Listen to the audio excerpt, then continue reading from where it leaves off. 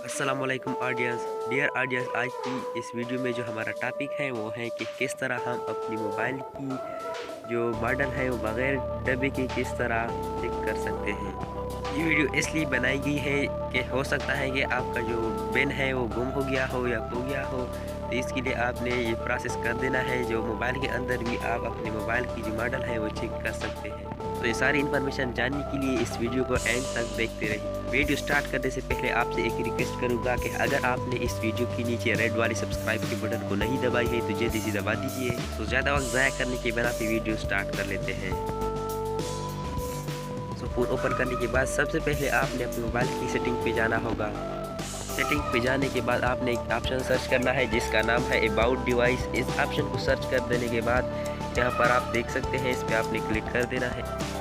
Click करने के बाद यहाँ पर आप ये ऑप्शन देख सकते हैं। यहाँ पर नीचे लिखा हुआ है डिवाइस नंबर, मॉडल नंबर। ये सारे ऑप्शन जो है वो अवेलेबल है। जितनी चीज़ें भी आपके मोबाइल में हैं, मतलब ये आप देख सकते हैं।